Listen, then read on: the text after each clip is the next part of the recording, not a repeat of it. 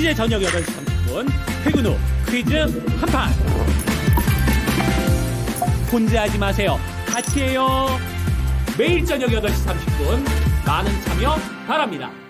네, 당신의 초이스 이윤지입니다. 단 하루도 쉬어가지 않는 그런 국내 증시의 흐름이 나타나고 있습니다. 지난 주말 사이에 또 있었던 미증시의 약세를 보고 나서 오늘 시장은 또 밀려가지 않을까라는 우려가 무색하게 오늘 1%대 양대 증시가 상승을 시원하게 보여주게 되면서 이제는 꿈의 5,000피 그리고 꿈의 1,000스타까지 얼마 남겨두고 있지 않은 모습입니다. 오늘 그래서 시장의 한 줄 평을 이렇게 꼽아봤는데요. 5,000피, 1,000스타까지 불과 96포인트 그리고 32포인트 이렇게 잡아봤습니다.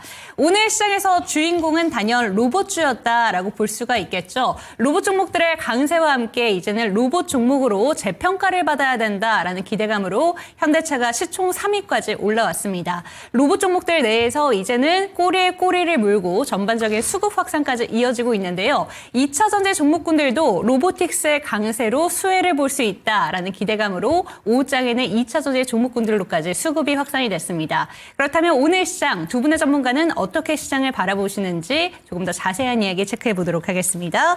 위즈웨이브의 이건희 대표와 토마토 투자클럽의 김민준 전문가와 이 시간 함께합니다. 두 분 어서 오세요. 네, 오늘 시장에 대한 이야기 챙겨보기 전에 여러분들의 종목 진단을 할 수 있는 방법에 대해서 안내 도와드리겠습니다. 하단에 전화번호를 띄워드리고 있는데요. 02-325-8200번으로 종목명, 매수가, 보유 비중 알려주시면서 궁금하신 종목들 상담 받아보실 수가 있습니다. 전화 상담 힘드신 분들은 유튜브 채팅창에 내가 갖고 있는 종목이나 혹은 신규 매수 관점에 대해서 올려주신다면 종목 진단 꼼꼼하게 도와드리겠습니다. 그렇다면 오늘 시장의 특징 종목으로 두 분의 전문가가 어떤 종목을 들고 오셨는지 화면을 통해서 만나보시죠.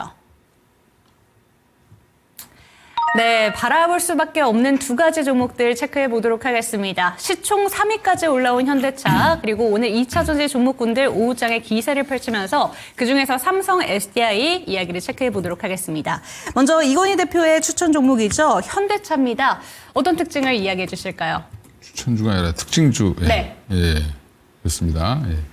많이 올랐으니까 특징이죠. 네. 예. 오늘 15% 이상 상승하면서 장중에는 이러다 상한가 가는 거 아니야? 할 정도로 막 기세가 네, 예, 어마어마했습니다. 17.92%까지 올라갔다 내려왔는데 일단 분위기는 이제 뭐 현대차에 대한 재평가 얘기가 좀 나오고 있는 중이고요. 이제 PBR이라든지 PER 부분에서도 여전히 좀 저평가되어 있다라는 부분이 좀 시장에 인지가 되는 걸로 보이는데 수급은 여전히 그냥 그닥 그렇게 외국인과 기관이 사는 걸로 나와 있지는 않습니다. 뭐 그 얘기는 장중에 외국인들이 사는 것처럼 보였는데 일단 분위기는 여전히 개인들이 매수한 걸로 지금 나오고 있고요. 이제 당분간 근데 현대차의 흐름에 따라서 지금 뭐 2차 전지라든지 뭐 그 외에 이제 자동차 부품주들 그리고 또 예전에 한번 계속 올라왔던 작년 9월부터 계속 올라왔던 로봇 부품주들도 다시 이제 신고가를 내는 종목들이 등장하고 있는데 뭐 다들 현대차한테 고마워야 되는 상황이 아닐까 이렇게 생각을 하고 있고요.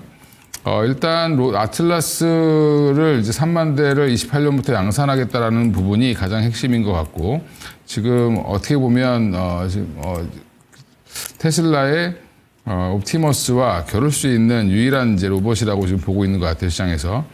그 부분이 이제 강하게 좀 반영되고 있는 상황인데 여전히 로봇과 로보택시의 밸류가 반영이 본격화되고 있다. 그래서 국내 이제 로봇주들의 이제 핵심으로 등극한 게 현대차니까 가지고 계신 분들은 함부로 뛰어내리시면 안 되고 없는 분들은 조정 나오기를 기도해야 된다. 이렇게 말씀드리겠습니다. 네, 현대차에 대해서 이번에 발표한 아틀라스에 대해서 외신들의 평가가 정말 호평이 이어지고 있습니다. 들고 계신 분들이라면 끝까지 잘 잡고 계시면서 최대한 수익을 극대화시켜보기를 권장 주셨고요. 그럼 두 번째 특징 종목 넘어가 보도록 하겠습니다. 삼성 SDI 짚어주셨는데 어떤 포인트인지 직접 언급해 주시죠. 네, 뭐 작년에도 화두가 됐던 키워드가 2차 전지 파트에서는 LFP, ESS, 전고체 이 세 가지였는데 오늘도 마찬가지인 것 같습니다. 이제 뭐 아틀라스 이야기가 좀 나오면서 뭐 전고체 배터리가 좀 사용되지 않겠느냐 이런 평들 그리고 삼원계 업체들이 조금 더 부각되지 않겠느냐는 내용이 나오면서 결국은 로봇의 뭔가 부차적인 요소가 트리거가 되었다 이렇게 보시면 될 것 같고요. 어찌됐건 뭐 이제 24년, 25년이 지나고 27년에 이제 양산이 눈앞이거든요, 전고체. 전고체의 그 대장주격인 이제 삼성 SDI가 오늘 그래서 좀 불을 뿜었고요. 물론 이제 소형 종목적으로 보게 되면 이수 스페셜티 케미컬, 한농화성, 뭐 레이크 머티리얼스 이제 반도체 부분도 있긴 한데 이 세 종목까지 뭐 하나 더 말씀드리면 CIS까지 오늘 뭐 굉장히 시세 분출이 좋았거든요. 그 안에서 이제 대장주가 결국은 조금 더 수급을 가져간 게 아닌가 셀메이커의 좀 확산이 오늘 돋보였던 것 같고요. 결국 이제 화학물계 전고체 전해질 계열이 좀 부각된 것 같습니다. 27년 이제 양산 목표로 지속 언급이 되는 SDI가 대장주 역할을 했고요. 중요한 것은 이제 뭐 2차 전지에 가장 필요한 것은 뭐 실적이겠습니다만은 그 전에 주가를 움직일 만한 트리거들이 좀 중요한데 뭐 현대차 계열도 이렇게 오늘 많이 갔습니다만은 사실 뭐 그것도 아틀라스였지 않습니까? 네. 아틀라스가 뭐 이제 저는 뭐 주관적으로 로보틱스가 설계 제어 기술인데 아틀라스 안에 결국 휴머노이드 로봇 안에 전고체 배터리도 조금 부각되지 않겠느냐라는 생각을 갖고 있습니다. 가장 중요한 것은 공이 모멘텀의 지속성 확인이 좀 필요할 것 같습니다. SDI만 좀 보고 가시면 오늘 장중에 8.65% 종가 마감이 됐거든요. 그 갭이 살짝 있었어요. 29만 원대. 제가 표시를 좀 차트에 해보겠습니다. 그 29만 원대 갭이 있으면서 이 지금 제가 분홍색으로 표시를 해놨는데 이 부분을 강하게 지금 오늘 돌파를 했거든요. 내일도 완벽하게 좀 30만 원대 안착만 된다면 이제 5일선과 키 맞추기 진행 과정 중에 조금 더 SDI는 지난번에 전고점 부근인 35만 4천 원을 좀 돌파하지 않을까라는 주관적 좀 판단을 갖고 있고요. 2차 전지에 가장 부족했던 트리거 요소들이 붙었다라는 생각이 들어서 오늘 SDI를 준비해봤고 다른 2차 전지도 마찬가지인 것 같습니다. 실적보다는 모멘텀 트리거 작동이 더 중요한 시기가 되었다까지 정리를 좀 해드리겠습니다. 네, 로봇의 확산세가 엄청납니다. 2차 전지 종목군들로까지 그 수혜 기대감이 뻗쳐지게 되면서 오늘 삼성 SDI가 8%대 급등을 펼치게 됐는데요. 30만 원 윗단으로 돌파하게 된다면 이제 전고점 부근인 35만 원까지도 올라갈 수 있는 가능성 언급해 주셨고요. 2차 전지 업종 전반적인 이야기도 한번 챙겨볼 수 있었습니다. 두 가지 특징 종목 이렇게 확인해 보셨고 이번에는 시청자의 초이스 시간으로 넘어가 보도록 하겠습니다. 여러분들의 종목 진단 참여하시는 방법에 대해서 안내 도와드리고 있는데요. 하단에 보이는 전화번호입니다. 0232-8200번으로 종목명 매수가 보유 비중 알려주시면서 내가 갖고 있는 종목들 혹은 신규 매수 관점에 대해서 질문 받고 있습니다. 전화 상담 힘드신 분들은 유튜브 채팅창 열어두고 있으니까요. 많은 참여 부탁드리겠습니다. 첫 번째 종목 가보도록 할게요. 영선제이님의 종목이고요. CMTX 체크해 보도록 하겠습니다. 이 종목의 평단가가 109,500원 오늘 종가랑 비슷한 모습이죠. 8% 보유하고 계십니다. 매도가를 어느 정도에 잡아야 되는지 이 종목 어떻게 바라보실까요? 네, 회사는 좋은데 매수 타이밍은 좀 빠르지 않았나? 뭐 신규 상장주에서 말씀드린 거고요. 일단 이 회사가 지금 파악하셔야 될 거는 일단 3개월 보호예수 물량이 풀려지는 시기가 2월 20일이에요. 그럼 그 전까지는 시세를 한번 줄 때 나오셔야 되지 않을까 생각하고 있고 또 6개월짜리도 있습니다. 이 회사는. 그래서 3개월과 6개월을 좀 조심하자. 뭐 근데 이제 단기로 들어가셨다라고 하면 충분히 뭐 회사는 좋습니다. 이 회사가 주로 하는 게 보면 사업 분야를 보면 전공정의 핵심인 이제 식각 증착 분야에 들어가는 이제 고기능 정밀 부품을 납품한 회사고요. 뭐 실리콘, 사파이어, 세라믹 소재 기반 이제 부품을 만드는데 실리콘 카바이드 링 뭐 이런 거 이제 주로 만드는 회사예요. 이제 이런 회사가 이 회사가 그러면 지금 좋은 회사냐? 제 개인적으로 이제 이건 공식화돼서 잘 모르시던데 CMTX가 마이크론 테크놀로지가 선정한 또 우수 회사로 선정돼 있습니다. 그래서 납품하는데 거기에 이제 한미반도체 들어가 있고 CMTX도 들어가 있습니다. 국내 기업 두 회사가 좀 선정이 됐는데 그런 부분들은 보도가 안 되더라고요. 마이크론 테크놀로지 관련돼서는 관심이 없어요, 우리나라 사람들이. 예, 근데 이제 CMTX 여전히 좀 좋게 보고 있는 회사이긴 한데 저도 지금 관심 정보에 넣어놓고 열심히 보고 있습니다만 일단은 지금 2월 20일 날 이 풀리기 전에 그때 얼마가 풀리냐면 거의 한 27만 주 가량이 풀립니다. 그래서 그 전에 수익 보고 나오시는 게 맞을 것 같고요. 공모가 대비해서 약간 뭐 지금 올라와 있는 상태긴 한데 뭐 과하게 올라오진 않았지만 적어도 한 12만 원 정도까지는 한번 치고 올라올 때 한번 빠져나오는 전략 취하시는 게 맞을 것 같다고 말씀드리겠습니다. 네, 신규 상장한 지 얼마 되지 않은 종목입니다. 그런 만큼 가장 중요하게 바라봐야 되는 게 보유예수 물량이 언제 좀 물량이 나오는가 이 부분인데요. 1차적으로 3개월 보유 물량이 풀리는 시기가 2월 20일이기 때문에 그 전에 시세가 한 번 더 나오게 된다면 12만 원 윗단에서는 좀 빠져나오는 전략을 취하셨으면 좋겠다 언급해 주셨습니다. 회사 자체는 좋다고 하니까요. 이 내용까지 기억해 보시고 두 번째 종목으로 넘겨보도록 하겠습니다. 두 번째 종목은 행복하고 싶어 용님의 종목이고요. 손실이 좀 크십니다. 시즌 체크해 보도록 하겠습니다. 39,533원에 20% 보유하고 계시고 추가 매수는 힘드시다고 얘기를 하시는데 손실을 줄여서 좀 청산을 하고 싶다고 하십니다. 조만간 좀 반등이 있을지 이 종목은 어떻게 바라보실까요? 반등의 기미는 아직 보이지 않습니다. 이번 달 바닥인지 좀 확인을 해봐야 될 것 같은데 기술적으로도 이번 달의 바닥이라는 지금 확신은 전혀 보이지 않습니다. 네. 전혀 보이지 않고 단지 시즌이 진단키트 쪽에는 워낙 넘사벽적인 실적을 20년과 21년까지 기록했기 때문에 뭐 다소간의 단기 순손실이 몇 년간 지속됐다 하더라도 크게 뭐 지장은 없고요. 올해부터 벌써 이제 흑자 턴되거든요. 내년에 꽤나 괜찮습니다. 두 자릿수 영업이익률이거든요.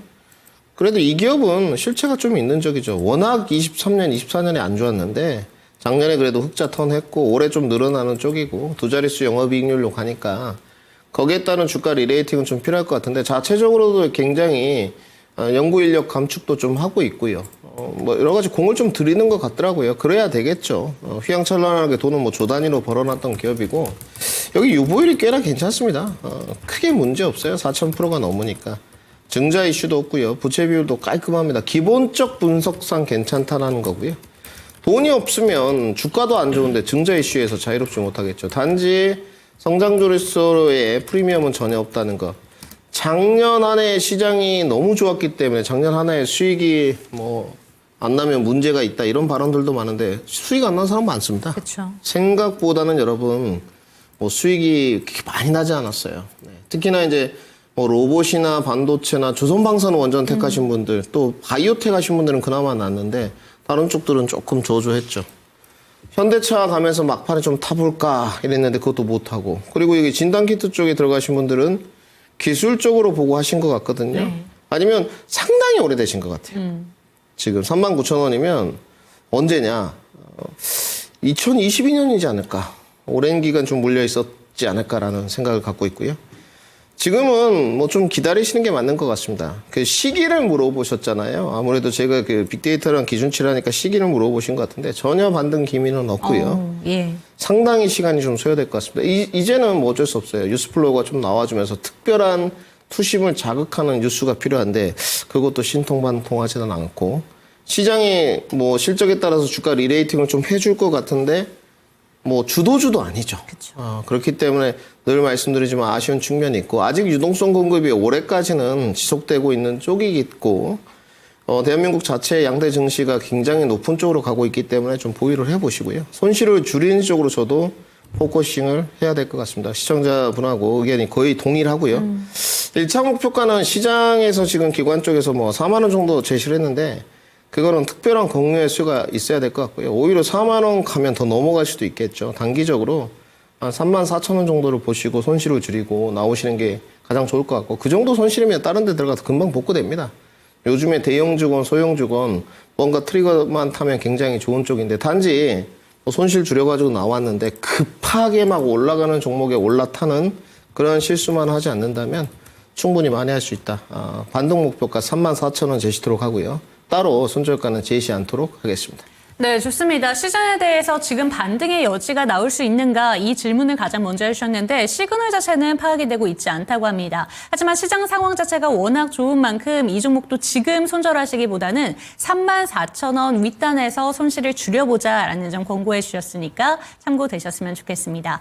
여러분들의 종목 진단 꾸준히 접수받고 있습니다. 02-325-8100번으로 전화 주셔서 갖고 있는 종목들 혹은 신규 매수 관점에 대해서 물어보시면 좋을 것 같고요. 전화 상담 힘드신 분들이 있으시다면 유튜브 채팅창을 통해서 종목명 매수가 보유 비중 남겨주시기 바랍니다. 네, 다음 종목으로 가보도록 하겠습니다. 이번 종목은 전화 연결되어 있다고 하는데 시청자님과 인사 나눠보겠습니다. 시청자님 안녕하세요.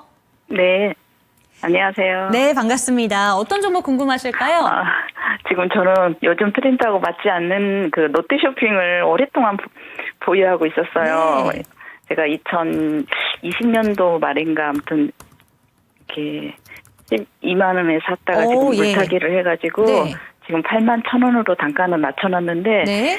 이게 조금 손실만 없으면 이제 매도하려고 하면은 또 내려가고 그쵸. 막 몇 번 그러더라고요. 예. 그래가지고 지금 못 팔고 있는데 어느 시점에서 지금 팔아야 될지 또 아니면 얼마 지금은 좀 오르고 있어서 네. 또 지금 또 갖고 있어요. 그래서 판매 이렇게 매도 시점을 좀 알고 싶어요. 네, 알겠습니다. 지금 얘기해 주신 것처럼 2020년 말에 이 종목을 처음 사셨고 지금 비중을 계속해서 늘리셨다라고 이야기를 하시는데 좀 네. 올라오니까 지금 팔아도 되나 싶기도 하고 근데 네. 올라가다가 또 81,000원까지는 안 오고 또 밀리잖아요. 그래서 네. 고생이 많으신 것 같습니다. 이 종목에 대해서 저희가 진단 도와드릴 테니까 한번 들어보세요. 네. 네, 롯데쇼핑에 대해서 질문을 주셨는데 비중을 계속해서 늘려오셨다고 합니다. 그런데 올라갈 만하면 다시 눌리고 이걸 반복하고 있다라고 하시는데 매도 시점 어떻게 잡는 게 좋을까요? 굉장히 왜 샀는지가 궁금한데 왜 사셨대요? 2020년 말에 처음 접근하셨다고 하는데 시청자님 이 종목 처음에 매수 이유가 어떻게 되실까요? 그냥 백화점 경기가 좋을 것 같았고 네. 옆에서 그냥 나쁘지 않은 그 전에는 굉장히 단가가 높았기 때문에 네. 그때 시점에도 좀 많이 내려온 상태라서 올라가지 않을까 하고 네, 지금 쇼핑 종목에 대해서 실적에 대한 기대감 갖고 계셨던 것 같고 당시에 좀 주가가 좀 내려온 시점이라고 생각하신 것 같습니다. 어떻게 보실까요? 그렇죠. 2018년에 좀 좋았다가 좀 내려와서 주가는 근데 언제부터 내려왔냐면 2011년부터 내려왔습니다. 예, 쉬지 않고 내려오고 있죠. 그 얘기는 무슨 말이냐면 지금 15년 동안 예, 계속 하락세예요. 네. 작년에 이제 하락세가 좀 멈췄습니다. 14년 빠지다가 작년에 하락세가 좀 멈췄는데 뭐 올해 반등할까 이제 이 부분이 되게 중요한 게 연봉이에요. 포스코 홀딩스 다음으로 이런 차트는 오랜만에 보는데 올라갈 수 있는 모멘텀은 실적은 뭐 좋아진다라고 지금 가이던스 나와 있지만 여전히 그냥 한 5천억 내외 정도를 버는 그냥 항상 비슷비슷하게 버는 회사고요. 롯데 백화점을 비롯해서 롯데 하이마트까지 이제 다양한 이제 쇼핑 채널을 갖고 있는데 주로 이제 오프라인 쇼핑 채널이 많죠. 롯데 같은 경우는 자산도 많이 있고 그다음 부동산 부지도 많이 갖고 있기 때문에 이마트랑 비슷하게 PBR 보면은 뭐 처참합니다. 근데 뭐 이 정도면은 이제 이번 정부에서는 상장 폐지해야 되지 않을까라고 할 정도로 0.14예요. 0.14. 그러면 대책을 좀 내놓아야 되는데 롯데하면 굉장히 큰 그룹이잖아요. 우리가 네. 느낄 때. 근데 이 회사가 지금 바이오텍의 조그만 회사보다도 시총이 적습니다. 2조 1,000억이고요. 그러면 긍정적으로 보면 저평가돼 있다고 볼 수 있고 부정적으로 보면 오죽하면 지금 여기까지 내려갔을까. 예, 주주환원에 대한 의지가 전혀 없거나 그다음에 성장성이 정체되어 있는 상황인 네. 거를 지금 주가는 반영하고 있다고 생각하시면 되고요. 다행인 거는 국민연금이 주식을 많이 갖고 있고 유통 물량도 많이 없습니다. 이 회사는. 그래서 지금 주주분들이 열심히 좀 롯데쇼핑에 전화하셔서 네. 주주환원책을 어떻게 할 거냐. 대책을 구체적인 내놔라. 내용을. 이렇게 네. 좀 얘기를 공격을 한번 당해야지 정신 차릴 만한 회사이기 때문에 지금 자리는 뭐 그 정도의 이제 획기적인 게 나오지 않으면 주가는 그냥 고만고만하게 계속 이 상태로 유지할 가능성이 높고요.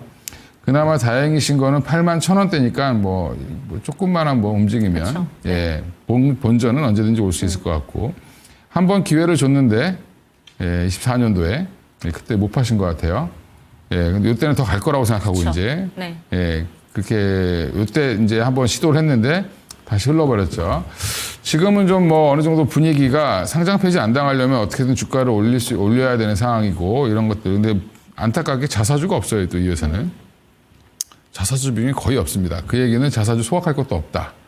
그러면 이제 본인들이 사서 소각을 하거나 아니면 배당을 늘리거나 이런 정책들이 좀 나와줘야 될 것 같고요. 그게 나오지 않으면 뭐 주가는 그냥 뭐 요 정도에서 한 9만 원 사이는 왔다 갔다 할 것 같습니다. 그러니까 지금 자리에서 물론 이제 획기적인 변화가 나오면 뭐 예전에 갔던 뭐 20만 원도 갈 수 있고 할 수 있겠지만 지금은 그런 분위기가 아니죠. 예, 쿠팡 지금 뭐 사실은 오프라인 영업하는 데가 잘 되는 데가 없어요. 예, 특히 이제 이 전화 주신 분들한테 여쭤보면 롯데백화점 가시나요? 물어보면 안 가실걸요, 그죠? 롯데백화점 잘 안 가요, 요즘에. 신세계 아니면 다 현대백화점 가죠. 그러니까 이런 이제 현실적으로 이게 다 반영되고 있는 겁니다. 그래서 롯데 쇼핑이 올라가려면 주주환원책을 강화하거나 뭔가 이제 마케팅이라든지 영업 분야에서 새로운 이제 모멘텀을 좀 찾아야 되는 상황이기 때문에 그런 부분들이 이제 우리가 찾을 수는 없으니까 지금 매수가가 딱 그냥 걸리는 가격이세요. 그러니까 지금 비중을 40%까지 늘리셨으니까 이것도 물타기 하신 것 같은데 9만 원대부터. 그러면 이제 조금 더 올라와서 매수가 이상 올라오면 전량 다 정리하는 게 맞다. 예, 그리고 너무 이제 모멘텀이 확 생겨서 만약에 뭐 10만 원 돌파하고 이런 일이 나와주면 좋겠지만 그러려면 아까 말씀드렸던 그런 이제 주주환원책을 좀 강화하는 뭔가 정책이 롯데쇼핑에서 나와야 된다. 신동빈 회장님한테 예, 메일이라도 보내셔야 될 것 같습니다. 네, 시청자님 이 종목에 대해서 오랜 기다림이 있으셔서 최대한 손실 없이 나오시고 싶으시겠지만 이 종목 자체가 주주 환원에 대한 그런 이벤트가 없다면 올라가기가 쉽지 않은 종목이라고 합니다. 하지만 평단가 자체를 비중을 많이 늘리셔서 최대한 맞춰 놓으셨기 때문에 이 부분까지 원금 회복만 된다면 그때는 전량 매도 의견 주셨으니까요. 참고되셨으면 좋겠습니다. 도움 되셨을까요? 네네, 감사합니다. 네, 성공투자 응원하겠습니다. 네, 고맙습니다. 네, 이렇게 전화 상담을 통해서 롯데 쇼핑에 대한 이야기까지 챙겨봤습니다. 여러분들도 궁금하신 종목이 있으시다면 언제든지 02-325-8100번으로 전화 상담 주시기 바랍니다. 전화 상담 주시면 조금 더 꼼꼼하게 진단 받으실 수 있으니까요. 종목명 매수가 보유 비중 알려주시면 저희가 꼼꼼히 도와드리겠습니다. 다음 종목 진단 가볼게요. 이번 종목은 김명진님의 종목 카카오 체크해 보도록 하겠습니다. 59,000원 평단가에 6% 보유하고 계시고 추가 매수를 고민하고 계신다고 합니다. 참 답답하게 느껴지실 수 있는 종목일 것 같은데 어떻게 생각하실까요? 이거를 어떤 보관으로 끌고 가시는지 모르겠어요. 작년에 제가 분명히 기억나는데 스테이블코인 이야기 나오고 뭐 오픈 AI 이야기 나오고 카카오 가는 쪽이 많았거든요. 그렇죠. 그때도 분명히 말씀드렸지만 저는 3만 원권에 이제 트레이딩은 괜찮다고 했거든요. 차트 모습 좀 잡아주시면 주봉 변곡을 못 넘어갈 거라 그랬어요. 네이버 쪽보다는 카카오였는데 그때 당시는 왜 그랬느냐. 하이클로퍼 X가 전혀 뭐 형편없었고요. 쓰지 않았고 주변에서 하이클로퍼 쓰는 사람이 누가 있어요. 다 제미나이나 챗GPT 쓰죠. 단지 이제 카카오는 우리가 뭐 잘 못하는 거 안 하고 오픈 AI와 협업하겠다. 차라리 그럼 그게 낫다. 그래서 37,000원대에선 주가가 더 갈 거라 그랬는데 이제 6, 7만 원대 오고 나서부터 계속 이제 저는 뷰가 바뀌었거든요. 이건 밸류가 싸지도 않고 오너 리스크도 있는 상황이었고 그때 당시입니다. 지금 벌써 이제 작년 뭐 2월, 3월이니까요. 5월에 이거 계속 주창을 하는 거예요. 못 가죠 주가 이거 갈 수가 없는 구조죠. 카카오보다는 네이버고 단지 이제 오늘 플랫폼 업체들이 좀 안 좋았는데 뭐 네이버가 국가대표 AI에서 탈락하면서 떨어진 약간의 실망 매몰 이것도 있겠죠. 저는 우려했던 바인데 네이버가 지금 상당히 뭐 시장 찌라시 이런 거에 비하면 삐져 있다. 뭐 이런 것도 있는데 뭐 잘한 건 없지만 잘못한 것도 없어요. 근데 그 4개 기업 LG, SK, 네이버, NC소프트 하면 제가 그 딱 국가대표 AI 프로젝트 할 때 이런 걸 말씀드렸거든요. 대기업의 네임드 백이 상당히 불편하다. 결국은 LG하고 SK가 남았어요. 이런 것도 좀 불편하죠. 어찌됐건 정부 관계자가 지금 네이버 출신인데 그러면서 뭔가 투심 영향도 있었다고 보여지고 단순 비교를 해보면 밸류에이션 비싸고요. 실적도 훨씬 처지는 쪽이고요. 당장 올라갈 만한 트리거는 쉽지 않은 것 같습니다. 단지 이제 우리 시청자님은 좀 얘기가 틀려요. 59,000원에 내가 정찰병 정도 투입해가지고 좀 쌀 때 한 번 더 내려와서 기술적인 트레이딩 해보겠다. 이건 반응이 나올 수밖에 없어요. 이게 지금 차트 모습 주봉인데 지금도 뭐 56,000원에서 7만원, 69,000원은 가잖아요. 네. 이게 트레이딩 매매예요, 여러분들. 하단이 지지될 때 하단에 사서 뚫리면 손절하고 위에 상단 가면 팔고 이게 어느 기간, 어느 정도 시간이 이렇게 쫙 흐르면 뭔가 유스플로가 붙었을 때 이제 주봉 변곡을 돌아서면서 올라가겠죠. 제가 봤을 땐 조금 더 내릴 것 같습니다. 한 52,000원 정도까지는 열어두시고 그 정도 내려면 한 4% 정도는 추가 매수 가능할 것 같고요. 그러면 시청자님 단가가 뭐 54,000원, 55,000원 되잖아요. 그러면 문제 없어요. 뭐 이 정도 해서 6만 원대, 뭐 6만 5천원, 7만 원 정도 노래는 트레이딩 하겠다. 그러면 20% 나오잖아요. 이게 트레이딩이죠. 이게 트레이딩. 그래서 트레이딩 관점으로는 무리 없는 뷰를 드리도록 하고요. 향후에도 저는 카카오보다 네이버가 좀 더 간다고 네. 보여지거든요. 그래서 52,000원 정도에서 추가 매수 한 4% 정도 하시고 뭐 그 이상은 할 필요가 없는 것 같습니다. 아직까지는. 네이버도 올해 5월 정도까지 힘을 못 쓰면 못 쓸 거예요. 저는 기간 투자 형식으로 네이버를 바라보고 있고 네. 카카오는 지금 뭐 포트폴리오에 전혀 담아봐야 되겠다 이런 생각 자체를 주관적으로 갖고 있지는 않습니다. 그래서 정리하면 결론입니다. 52,000원 정도 내려오면 추가 매수 4%. 목표가는 박스권 상단으로 잡으시면 될 것 같습니다. 무리 없게 68,000원 정도면 무난하게 뭐 시간이 걸리더라도 올라간다라고 보여지고요. 이제 문제는 5만 원 깨고 내려오면 그때부터는 뭐 약간 조심하셔야죠. 근데 손절가는 뭐 따로 제시는 않고요. 목표 주가만 제시도록 하겠습니다. 네, 동일 산업군에 있는 네이버에 대해서 지금 채팅창에도 질문이 많이 올라오고 있는데 함께 좀 이 이야기를 챙겨가셨으면 좋겠습니다. 지금 카카오 자체에 대해서 AI 산업 분야에 대해서 약간의 뒤처짐이 있다는 점이 아쉽게 느껴지기 때문에 어느 정도 트레이딩만 가능하다라고 이야기를 하셨는데 평단가가 59,000원, 비중이 6%인 만큼 4% 정도 추가 매수를 통해서 평단가를 낮춰보시고 목표가까지 한번 도달하기를 기다려 보시면 좋을 것 같습니다. 다음 종목으로 이어가 보도록 하겠습니다. 이번 종목은 은하수님의 종목이고요. 기가비스 체크해 보도록 하겠습니다. 69,500원에 20% 보유하고 계시고요. 2년 가까이 이 종목을 보유하고 계신다고 합니다. 상승 중인데 어느 선에서 손절을 하면 좋을지 진단 부탁드립니다. 라고 보내주셨고 오늘 이 종목이 최근에 시세가 쭉쭉쭉 나오면서 오늘도 신고가를 기록했습니다. 오늘 고점 기준으로 18%까지 올랐는데도 아직까지 손실권역이거든요. 어떻게 바라보는 게 좋을까요? 2년 기다림 보람이 좀 이제 오기 시작할 것 같다. 뭐 이 정도고요. 일단 기가비스가 올라오고 있는 거는 기판 관련된 수요가 지금 갑자기 증가하고 이제 기판주도 좋았잖아요. 근데 그 기판들 특히 이제 FCBJ 관련돼서 증설 얘기들이 계속 나오고 있고 삼성전기를 비롯해서 중국 기업들까지 이제 증설 얘기들이 나오고 있는데 네.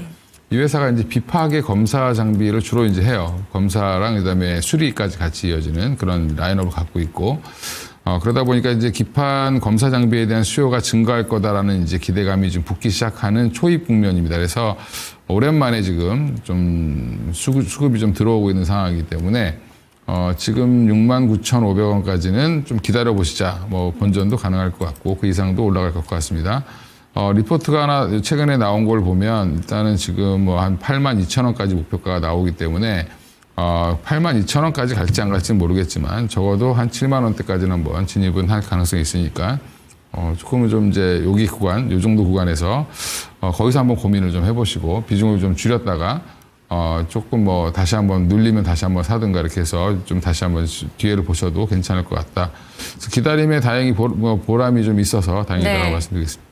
네, 다행입니다. 이 종목으로 지금 올라오고 있는데도 불구하고 손절을 해야 될지 고민하고 계셨는데 이 종목 원금 회복까지 충분히 가능한 종목이라고 합니다. 7만 원 윗단까지도 시세를 줄 수 있는 종목이라고 하니까 기다림의 그 보람을 좀 제대로 느껴보셨으면 좋겠고요. 종목 진단 도와드리고 있습니다. 02-325-8100번으로 전화 상담 주시거나 유튜브를 통해서 종목명 매수가 보유 비중 남겨주시기 바랍니다.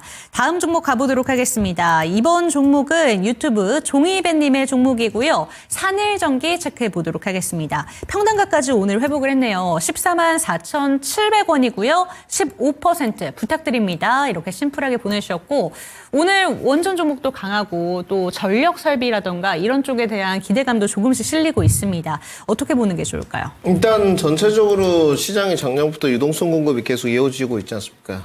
저는 이렇게 산일전기처럼 영업이익률 30% 넘는 종목은 그냥 기본값으로 20배는 드려요. 공이 비슷합니다. 우리가 뭐 임상실험에 가는 바이오텍 종목이 아니고서는 오히려 실체는 거의가 없죠. 사실상. 마일스톤 부분은 사실은 진짜 필수 체크 영역이고 단지 이렇게 제조업 분야인데 여기가 이제 변압기 쪽이지 않습니까? 좋았던 부분은 25년도에 이연된 실적, 24년도에서 이연된 실적도 있었지만 내수 비중은 아주 적은데 네. 수출 비중이 산일전기는 90%가 넘었어요. 이 부분이 너무 좋고 영업이익률은 30%가 넘습니다. 뭐 40%까지는 좀 안 가고요, 내년에. 뭐 나쁘게 이야기할 게 전혀 없죠. 나쁘게 이야기하면 그게 이상한 겁니다. 뭐 저는 뭐 반도체나 자동차 이런 것도 프리미엄 더 줘야 된다라고 보는 쪽인데 여기도 기본값은 디폴트 값이 20배입니다. 그러면 이제 내년 기준으로 제가 봤을 때는 제 목표가는 18만 원 정도는 나오거든요. 그래서 무던하게 수익 날 것 같고요. 단지 제 주관적인 이야기를 좀 드리자면, 뭐 시청자분들 아시겠지만 이 시간이나 뭐 야간 방송에 수익을 내드리는 게 명확하게 드리는 게 저는 트레이딩입니다. 전력기기는. 변압기 쪽은 트레이딩을 좀 하는 쪽이고, 20배는 줘야 되는데 여기서 오랜 장투를 하고 싶진 않죠. 늘 계속 말씀드리지만. 그러니까 저는 계속 말씀드리지만 아직은 좀 멀었는데 언젠가 말씀을 드릴 건 게, 저처럼 이야기를 제가 한 10번 정도 드리고 있는데, 금리 통화 정책을 선단해 놓는 스타일은 뭐 전력기기고 그 무엇이고 애니 포모 현상이라든지 군중 심리가 만들어지는 특정 섹터가 아니고서는 금리 인상에 건들 재간이 없어요. 네. 무조건 이거부터 공부하게 돼 있습니다. 증권사를 가든 뭘 가든 뭐 대신을 가든 메리츠를 가든 다 마찬가지고요. 이것도 안 하면 가서 닦이죠. 불려가서. 지금 미국 시장의 금리 통화 정책도 보지 않느냐. 유동성 공급이. 그래서 지금은 아직 유동성 공급이 뭐 FMC에서 뭐 1회 한다고 하는데 저는 올해 2회 한다고 보여지는 쪽이고, 산일전기 같은 종목은 바이앤홀드입니다. 싸게 사신 분들도 바이앤홀드고, 네. 14만 원에 이제 트레이딩을 하셨잖아요. 우리 시청자분은. 약간 좀 올드하긴 해요. 패턴 자체가 14만 원에 사신 거는. 조금 더 바닥권에서 한 12만 원대나 사셨으면 12만 8천 원, 13만 원? 그러면 최적인데, 뭐 어찌됐건 지금은 홀딩 하시고요.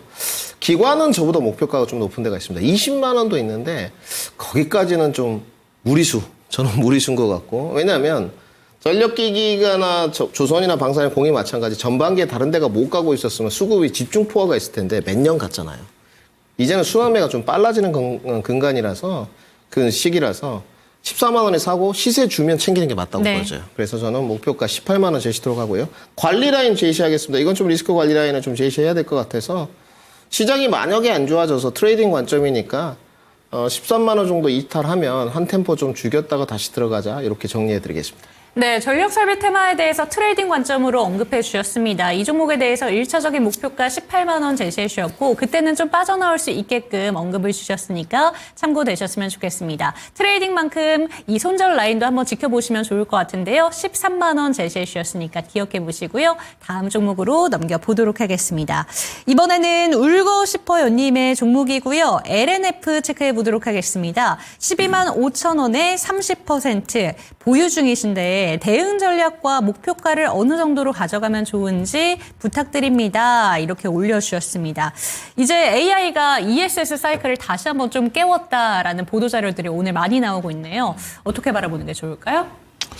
LNF가 이제 LNF를 비롯해서 2차전지가 올라왔던 배경, 이제 작년 10월 달에 다시 반등을 강하게 줬던 거는 이제 ESS랑 LFP가 이제 키워드였고, 오늘 이제 주가가 오른 이유 중에 하나는 여전히 전고체 배터리 관련된 삼성 SD, 아까 이제 김민 전문가님 말씀해 주셨던 건 그 모멘텀이 강했는데, 로봇이 뜨면서 이제 로봇에 들어가는 배터리 얘기들 이제 많이들 하세요. 2차전지 좋아하시는 분들은 로봇이 2차전지를 살릴 거다, 뭐 이런 얘기 하시는데, 살리려면 한참 기다려야 됩니다. 예, 이제 뭐 3만 대, 5만 대 만든다고 하는데 그것도 28년도쯤이나 돼야 될 것 같고, 이제 이게 대규모 양산이 나올 때는 당연히 이제 새로운 이제 성장 동력이 될 것 같은데, 로봇이 이제 순간적으로 힘을 많이 쓰려면 히토리도 굉장히 중요하고, 전고체 배터리나 아니면 하이니켈 쪽에 그 삼원계 배터리 쪽에 이제 다시 또 언급이 되고 있는 상황이어서, LNF가 하이니켈과 LFP를 같이 갖고 있는 이제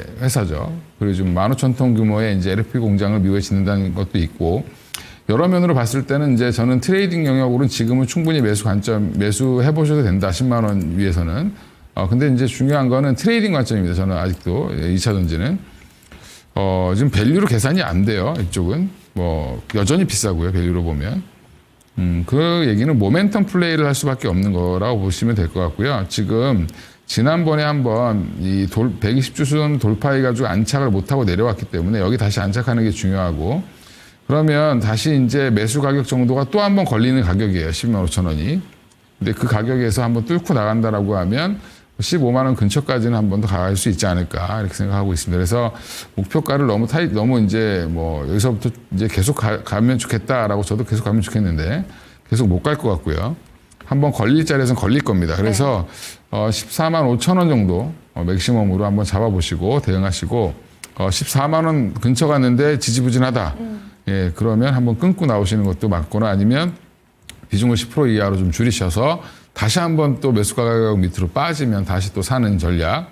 그래서 제가 요즘에 최근에 이제 2차 전지 관련된 뭐 제 영상 찾아보시면 알겠지만 끊어먹기 전략입니다. 그냥 네. 예, 지금은 트레이딩 관점으로 2차 전지는 접근하시자 말씀드리겠습니다. 네, 2차 전지 종목군들 오늘 좀 올라오면서 시세를 내주고 있는데 이게 무조건 끝까지 들고 가시면서 보유하시기보다는 좀 끊어서 매도하시기를 권장 주셨습니다. 일단 목표가로는 14만 5천 원에서 15만 원 정도를 바라보고 계시지만 이 14만 원대 부근에서 시세가 크게 나지 않는다면 그때는 비중을 한 10%로 줄여보자라는 이야기 챙겨가셨으면 좋겠습니다. 마지막 종목 짧게 한번 체크해 보도록 하겠습니다. 미 SH님의 종목이고요. RFHIC 37,400원의 보유 비중 5%입니다. 어떻게 보실까요? 이건 너무 높게 사시지 않았나요? 지난번에도 트레이딩은 11월에 가능하다 말씀드렸거든요. 26,000원대였습니다. 3만 원 초반에도 가능하다 말씀드렸거든요. 네. 주가 많이 갔죠. 뭐 40%씩 30%씩 올랐는데 월봉 먼저 보시는 게 좋을 것 같아요. 월봉의 모습인데 매물대가 딱 4만 원의 녹색. 그러면 제가 입혀놓은 건데 딱 진하게 돼 있죠. 소화가 좀 돼야 될 것 같고요. RFHIC는 갬반도체 플러스 뭐 이동 중계기 등등 반도체 사업도 하고 방산 산업도 하고 5G 갈 때도 가고 올해 분명히 5G는 저는 눈여겨서 보고 있습니다. 한국도 마찬가지고 미국도 마찬가지고 주파수 경매가 있는데 정부에서 이제 과기부에서 어떻게 할지는 모르겠는데 뭐 그놈의 앵커 주파수가 문제인데 거기까지 가면 너무 헤비하고 단지 최근에 그 김홍식 연구원의 의견에는 저는 동의하는 쪽입니다. 이 부분은 5G가 빠르게 안 되면 뭐 엣지 컴퓨팅이라든지 등등이라 다 형편없죠. 이건 뭐 필수적인 것 같고 주가도 RFHIC는 영업이익률 다르죠. RFHIC하고 솔리드는 너무 영업이익률이 좋거든요. 주가가 좋습니다. 이걸 그러니까 제가 해석하기에 37,400원의 정찰병 정도를 던져서 그냥 그렇게 싹 한번 살펴보신 건지 그래서 정찰병은 너무 높은 가격에 던지신 것 같아요. 39,400원인데 37,400원이면 일봉 5일선에 그냥 툭 사신 것 같거든요. 이거는 좀 내려오면 추가 매수를 좀 하셔야 될 것 같고요. 주가는 더 갈 겁니다. 보통 그 기관에서 평균 목표가가 49,000원대 설정되어 있는데 저는 거기는 동의를 못하고 있고 PBR 3배 정도는 주고 있습니다. 주당 BPS에. 그러면 45,000원 정도거든요. 근데 37,000원에 사서 45,000원 가면 10몇 프로잖아요. 그렇게 트레이딩 하시면 안 되죠. 주가가 좀 빠졌을 때 다시 한번 내려와서 32,000원대에 사셨어야 되는데 좀 급했어요. 좀 더 확인하시고 32,000원대 추가 매수를 하고요. 이 종목은 29,000원이 무너지면 괴로울 겁니다. 네, 괴로워요. 괴로울 수밖에 없습니다. 그렇게 되면 기술적으로 10월 29일 날 만들어졌던 거래량 260만 주가 무너진다는 소리거든요. 거래량 없이 조정을 받는 건 괜찮은데 매도 거래량이 동반되면서 갭 상승됐던 부분을 완전히 망가뜨리면 다시 뚫을 때도 이 갭 부분은 뚫어야 됩니다. 그래서 이거는 손절가 잡겠습니다. 28,000원에 잡으시고요. 네. 3만 원 초반에 5% 정도 추가 매수하시고요. 목표 주가는 신고가 갱신되면 어깨 정도로 드리겠습니다. 43,000원 제시하겠습니다. 네, 마지막 종목인 RFHIC까지 종목 진단 도와드렸습니다. 참고되셨으면 좋겠고요. 이어서 박예지 캐스터와 함께 토마토 AI에게 픽한 4가지의 기사들 확인해 보시죠. 토마토 AI가 선정한 오늘의 뉴스입니다. 연이은 코스피의 불장에 10종목 중 1개꼴로 52주 신고가를 기록한 것으로 파악됐습니다. 현대차가 또다시 최고가를 기록하며 시가총액 3위에 안착했습니다. 미국의 유인 달 탐사선 아르테미스 2호가 발사 초읽기에 들어갔습니다. BTS의 월드 투어가 가시화되면서 하이브가 신고가를 기록했습니다. 먼저 첫 번째 뉴스입니다. 새해 들어서 코스피가 연일 사상 최고치를 경신하고 있는 가운데 상장 주식 10개 종목 중 1개꼴로 52주 신고가를 기록한 것으로 나타났습니다. 글로벌 AI 수요 증가 기대에 따른 반도체주의 상승과 CS 모멘텀발 자동차 로봇주의 강세 등이 맞물린 결과인데요. 증권가에서는 이르면 이달 안에 코스피 5천 달성이 가능할 것으로 기대하고 있으나 최근 급등에 따른 변동성 확대 가능성도 배제할 수 없다는 지적이 나옵니다. 대신증권은 최근 코스피의 가격 부담이 증가하면서 이슈에 따른 증시 민감도가 높아질 수 있다며 반도체와 방산, 조선지주 등 주도주의 중장기 실적 방향성은 견고하지만 추격 매수보다는 순환매 과정에서 조정 시 비중 확대를 권고한다고 조언했습니다. 한편 코스피는 오늘까지 12거래일 연속 상승하며 4,900선에 안착했습니다. 이어서 다음 뉴스입니다. 현대차의 주가가 CS2026 이후 고공행진하며 오늘 시가총액 90조 원을 돌파했습니다. CS2026에서 휴머노이드 로봇인 아틀라스와 자율주행 기술 등을 선보인 가운데 이에 대한 해외 매체들의 호평이 잇따르자 피지컬 AI 기업으로 도약하는 데 대한 시장의 기대가 커진 모습인데요. 미국 AP통신은 현대차 그룹이 사람처럼 생기고 사람 대신이라는 로봇을 만들기 위해 박차를 가했다고 보도했습니다. 또한 영국 가디언은 올해는 아틀라스가 세련된 제품으로 거듭나는 해가 될 것이라고 전망했고 테크 전문 매체 역시 세계에서 가장 진보된 휴머노이드 로봇이라고 평가했습니다. 증권가에서도 현대차의 주가 상승을 낙관하는 모양새인데요. 삼성증권은 구글과 엔비디아가 피지컬 AI 하드웨어 파트너로 현대차 그룹을 선택한 점을 근거 삼아서 목표 주가를 65만 원까지 상향했습니다. 이어서 다음 뉴스입니다. 아폴로 17호 이후 50여 년 만에 인류를 달로 보내는 프로젝트 아르테미스 2호의 유인 탐사 로켓이 발사대에 안착했습니다. 나사 측에 따르면 다음 달 2일 실제 발사 상황과 동일하게 연료 주입 시험을 시행한 뒤 발사 여부를 결정할 계획인데요. 모든 점검이 순조롭게 마무리될 경우 이르면 다음 달 6일 4명의 베테랑 우주 비행사를 태우고 달로 향할 예정입니다. 이번 임무에는 한국이 개발한 우주방사선 측정 큐브 위성도 함께 실리는데요. 앞서 윤영빈 우주항공청장은 이번 협력을 통해 우주항공청과 나사 간에 달을 넘어 심우주 탐사 분야에서 더욱 긴밀한 협력이 이루어질 것으로 기대한다고 말했습니다. 끝으로 마지막 뉴스입니다. BTS의 활동 계획이 구체화되면서 하이브 실적에 대한 기대감이 점차 높아지고 있습니다. IM증권은 오는 3월의 신보 발매 이후 4월 한국을 시작으로 대규모 월드 투어가 재개된다며 일본과 중동 등 추가될 일정을 고려하면 최대 100회까지도 기대해 볼 만하다고 강조했습니다. 이어 티켓 매출만으로도 1조 3천억 원이 가능하며 MD 매출은 약 4,500억 원이 예상된다고 말했습니다. 아울러 BTS의 레버리지 효과에 더해서 하반기부터는 캐츠아이의 본격적인 실적 기여와 코르티스의 빠른 수익화가 장기적인 동력으로 작용할 것이라고 평가했습니다. 한편 BTS는 3월 컴백을 앞두고 광화문 일대에서 공연을 펼치는 방안을 추진하고 있는 것으로 알려졌습니다.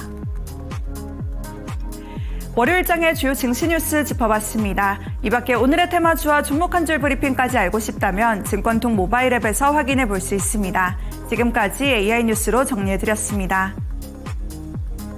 네, 토마토 AI가 픽한 4가지의 기사들 확인하고 오셨습니다. 이번에는 목표가 도달 종목들 체크해 보도록 할 텐데요. 무려 4가지 종목이나 시원하게 목표가 도달이 나왔습니다. 김민준 전문가의 추천 종목 중에서 9월 15일에 추천을 받은 PSK홀딩스가 오늘 3차 목표가에 도달을 했습니다. 오늘도 시세가 참 잘 나오고 있거든요. 어떻게 끌고 가는 게 좋을까요? 네, 이건 뭐 간단합니다. 쌀 때 사놔야 되는 쪽인데 글쎄 올해는 100% 찍을 수 있을까 모르겠습니다. PSK홀딩스는 목표가 66,000원으로 상향 조치 66,000원 이요? 간단하게 하도록 하고요. 네. 그다음 뭐 SL 목표가 이야기가 나왔는데 저는 네. 자율주행에 이제 SOS를 자회사를 갖고 있죠. 이 종목을 먼저 공략하고 이제 현대차를 그 다음으로 좀 봤는데 잘 되고 있네요. 뭐 믿어 의심치 말라. 이게 SL의 지금 월봉 주가 모습이죠. 월봉 모습인데 이렇게 길을 많이 모은 종목들 상단을 넘어가게 되면 주가가 갈 수밖에 없죠. 그나마 그래도 1차 밴더 안에서 보시게 되면 이 종목이 그래도 한 8% 정도, 7.96% 정도 영업이익률이 있거든요. 이게 좀 애매하네요. 지금 이 종목 같은 경우는 아직은 분명히 뛰어내릴 때는 아닌 것 같은데 일단 6만 원 정도까지만 목표가 상향 조치해보고요. 현대건설기계는 조금 올려야 될 것 같습니다. 현대건설기계 같은 경우는 오늘 그 리포트도 좀 나오고요. 저도 동의하는 내용들이어서 상당히 괜찮더라고요. 네. 14만 원까지는 충분히 향해 가능할 것 같고요. 전혀 지금은 그런 기조가 보이지 않습니다. 차익에 대한. 그다음에 이제 일주일 전에 드린 한전기술이 있죠. 네, 한전기술이 있는데 이건 뭐 저는 주가도 그렇게 싸지 않고요. 뭐 사실 내릴 때는 아닌데 기술적으로 일주일 정도 됐으니까 트레이딩 정도의 수익이면 나쁘지 않다. 엑시트 전략 드리도록 하겠습니다. 네, 좋습니다. 4가지 종목 중에서 한전기술은 지금 빠져나오는 전략 제시해 주셨고 나머지 종목들 목표가 상향 조정이 나왔습니다. PSK홀딩스 66,000원 그리고 SL은 6만 원이고요. HD 현대건설기계는 목표가를 크게 상향시켜서 14만 원까지 홀딩해 보시면 좋을 것 같습니다. 수익 내신 분들 축하드립니다. 그럼 오늘 시장의 추천 종목 한번 체크를 해보도록 하겠습니다. 화면을 통해서 만나보시죠. 네, 내일장을 위한 추천주 포스코 DX와 VM 이렇게 짚어주셨는데 먼저 이건희 대표의 추천 종목입니다. 포스코 DX 어떤 포인트들이 있을까요? 네. 일단 포스코 DX 지난주 목요일 날 한번 급등하고 이제 금요일까지 상승세가 이어졌는데 오늘은 좀 쉬었죠. 근데 이제 차트를 보면 좀 부담스럽게 올랐어요. 일봉 보면 갭을 메꿀 가능성도 있는데 만약에 한 38,000원까지 빠져준다라고 하면 아주 뭐 좋은 매수 찬스가 될 가능성이 있다라고 보고 있고요. 포스코 DX가 이제 예전에 한번 급등이 나왔던 이유는 2차 전지, 포스코 그룹의 2차 전지 투자가 확대되면서 그 이제 공장 자동화라든지 이제 이런 구축들 해주면서 돈을 좀 많이 벌었습니다. 기존에 포스코 ICT 어떤 이제 회사 이름을 이제 사명을 DX로 바꾸면서 주가가 이제 많이 올랐었는데 그동안 이제 처참하게 이제 2차 전지 빠지면서 같이 빠졌죠. 일단 약간 오버를 좀 했던 것 같고 지금 그러면 포스코 DX를 어떻게 볼 것이냐 여전히 또 2차 전지 관련주로 봐야 되냐 물론 이제 여전히 포스코 그룹 2차 전지 쪽에 이제 좀 많이 포지션이 있기 때문에 관련돼서 이번에 이제 올라온 것도 결국에는 포스코 인터내셔널의 자회사가 이제 구동모터 쪽 만드는 회사가 있는데 그쪽 회사의 야스카와라는 이제 일본 기업과 같이 피지컬 AI 구현한다라고 하면서 올라온 건데 이 회사가 25년부터 이미 엔비디아가 처음 소프트웨어 개발했을 때 이걸 이미 활용을 하고 있었고요. 단순히 이제 포스코 DX가 포스코 그룹 내에서만 한정돼서 이제 영업을 하는 건 아니고 공정 자동화 지금 이제 현대 무벡스를 좀 비교해 보실 필요가 있는데 현대 무벡스가 지금 뭐 현대 엘리베이터 그룹 여기 이제 현대가랑 전혀 상관이 좀 없죠. 현대 아산 그룹인데 이쪽에서 빠져나와서 지금 34,000원까지 갔는데 여기 그냥 물류 자동화밖에 없어요. 그냥 한마디로 쿠팡 물류센터 만들어주는 거에 이제 좀 특화되어 있는 회사, 뭐 이 정도로 보시면 되는데, 이렇게 갔다. DX는 근데 움직임이 이제 시작했죠. 제가 볼 때는 DX가 무벡스보다 훨씬 더 영업 영역이 더 큰데, 사업 영역이. 너무 저평가받는 거다, 상대적으로. 그래서 지금 현대 무벡스가 마치 로봇 관련주로 아시는 분들이 있는데, 그게 아니고 공정 자동화 관련된 회사입니다. DX는 그 사업, 여러 회 사업 중에 그 부분이 포함되어 있는 회사고, 그렇게 본다라고 하면, 오히려 현대 포스코 DX 같은 경우 주봉 월봉 보면 이제 스타트하는 모습 보이기 때문에 저는 여기서 추가적인 업사이드는 충분히 가능하다고 보고 있고요. 적어도 한 6만 원까지의 목표가는 좀 열어놓고 대응하셔도 괜찮다라고 말씀드리겠습니다. 네, 지난주부터 로봇 관련된 모멘텀이 부각을 받으면서 포스코 그룹주 다시 한번 수급이 들어오기 시작했습니다. 오늘은 약간의 조정이 나왔는데요. 오히려 38,000원까지 밀리게 된다면 좋은 매수 찬스를 주고 있는 것이다 라고 이야기를 하시면서 목표가 6만 원, 손절리는 35,000원 제시해 주셨습니다. 그렇다면 김민준 전문가의 추천주 VM 체크를 해보도록 할게요. 이 종목은 어떤 이유로 추천해 주실까요? 네, 이제 반도체가 난이도가 높아지죠. 아까 뭐 CMTX나 오늘 TCK, 하나머티리얼스, PSK홀딩스 주가 좋았지만 이제 선별화 움직임이 좀씩 나오거든요. 난이도 굉장히 높습니다. VM 같은 경우 종목들 그리고 뭐 특정 종목들 더 갈 수 있느냐 이제 방향성이 위인 것이냐 이게 가장 중요할 것 같은데 이런 종목들은 더 갈 수 있죠. 최근에 SK하이닉스와 공급 계약도 783억이면 적지 않죠. 지금 2024년 매출 대비 111%니까 실적 가시성이 굉장히 강한 재료고요. 제가 화살표를 좀 걸었습니다. 뉴스가 나오고요. 수급이 들어오고 실적 기대로 이어질 가능성이 매우 크기 때문에 아까 제가 선일전기 말씀드리면서 30% 이렇게 중후반대면 20배는 기본값으로 줘야 되지 않느냐. 그쵸. 제조업 기반인데 제조업에서 여러분 실적 내는 거 쉽지 않습니다. 여기가 지금 20% 후반대거든요. 그러면 16배, 17배는 줘야죠. 뭐 20배는 못 주더라도. 그래서 저는 17배 계산했고요. 네. 그러면 목표가 35,000원입니다. 지금 28,650원이니까 좀 조정 구간에 한번 눌러주거나 이러면 진입 충분히 가능할 것 같고 33,700원 찍고 지금 내려오잖아요. 내려왔다 살짝 올라오고 다시 한번 내려갈 겁니다. 뭐 25,000원 정도면 충분할 것 같은데 기술적인 건 늘 말씀드리지만 시청자분들이 저보다 더 잘하기 때문에 기술적인 그 진입 타점은 각자 연구하셔서 가면 될 것 같고요. 저는 손절가는 좀 타이트하게 25,000원 제시도록 하겠습니다. 네, 오늘 SK하이닉스와의 공급 계약 소식이 있었던 종목입니다. 이 종목에 대해서 추천해 주셨는데요. 목표가 35,000원, 손절 라인 25,000원 기억해 보시면 좋을 것 같습니다. 그렇다면 내일은 어떤 부분에 집중하는 게 좋은지 내일장 전략 한번 짧게 짚어주시죠. 요즘에 뭐 전략이 사실 좀 필요 없는 시장인데 일단 가는 걸 잘 따라가야죠. 네. 갖고 있는 거 잘 지키고 지난주부터 그러니까 올해 들어서부터 말씀드렸던 것 같은데 조방원 여전히 주목해 보셔야 된다라고 말씀드렸고, 그다음에 자동차 관련주들 로봇으로 다시 부각받고 있죠. 여전히 주목을 하셔야 되고, 갖고 계시다라고 하면 함부로 뛰어내리면 안 된다. 이 네 섹터 모두 다 그렇고요.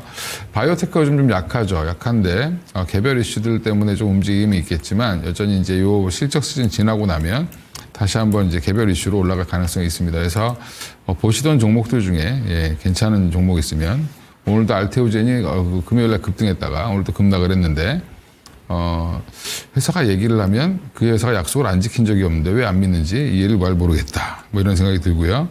여전히 반도체 2차 전지 지주사 증권주들 여전히 주목해 보셔야 되고, 지금은 이제 또 너무 자동차만 올라가니까 자동차만 또 이제 포모 온다 뭐 이렇게 얘기하시는 분도 계시는데, 그거는 이제 못 샀으면 기다리셔야죠. 그리고 나머지 들고 계신 것들, 포트를 좀 잘 한번 정비를 해보시고, 내가 엉뚱한 건 갖고 있지 않나, 이거 한번 체크를 하셔야 될 때가 되지 않았나 생각하고 있습니다.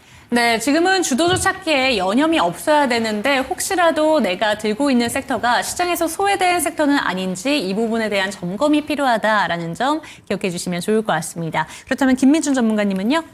오늘 휴장이죠. 미국 미국 증시가. 네. 그러니까 내일 아침까지, 내일장까지는 국내가 괜찮을 것 같아요. 오늘 야간 선물이 1%대 하락을 갔음에도 불구하고 반도체, 자동차, 로봇, 전고체 2차 전지까지, JP모건은 이후에 이제 제약바이오, 바이오텍 정도 숨고르기 가고 다 좋았거든요. 반도체만 가는 시장이 아닙니다. 지금 조방원도 다 좋습니다. 네. 주손, 방산, 너나 할 것 없이 다 가는 시장인데, 내일 정도까지는, 내일장 지금 전략이잖아요. 내일 정도까지는 괜찮을 것 같은데, 내일은 단기적으로 좀 차익 실현을 할 건지 좀 가늠을 해보시는 게 좋을 것 같고, 왜냐하면 미국 시장에서 지금 연준 의장에 대한 의견들이 캐비넷이 좀 안 되면서 부랴부랴 불확실성이 다시 좀 나오고 있거든요. 이런 부분도 좀 보시면서 미국 시장 종가에 새로운 힌트가 없습니다. 그렇기 때문에 내일 단기 차익 실현 분명히 좀 고민해 보시라 정리하고요. 지금 장중에 수급이나 환율이 방향성을 만드는 시장입니다. 오늘 철저히 그래 왔어요. 환율이 계속 올라가게 되면 좀 심각한 문제가 도래할 것 같은데, 어찌됐건 정부 개입이 있는데도 약발이 오래가지 못하고요. 현대차가 더 갈 겁니다, 그러면. 네.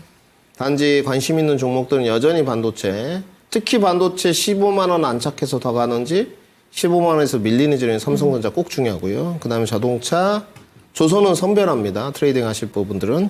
요즘 상법 개정 종목들 좋죠. 지주부터 시작해가지고 하나그룹주, 삼성물산, 포스코홀딩스 나쁜 게 없습니다. 여전히 저도 마찬가지, 아까 이건희 대표님 말씀해 주셨는데 2차 전지는 기술적인 트레이딩에 입각해서 해보자 정리해드리겠습니다. 네, 내일은 미증시에 힌트가 없는 날입니다. 그렇기 때문에 내일 오전까지는 시장이 좋을 수 있음에 좀 초점을 두고 계시고요. 역시나 주도주 성격의 종목들, 어떤 대응 전략이 필요한지, 그리고 조선 종목들 같은 경우에는 선별화 작업이 필요하다는 내용까지 기억해 보시면 좋을 것 같습니다. 네, 오늘 이 시간 두 분의 전문가와는 여기서 인사 나눠보도록 하겠습니다. 두 분 말씀 감사드립니다.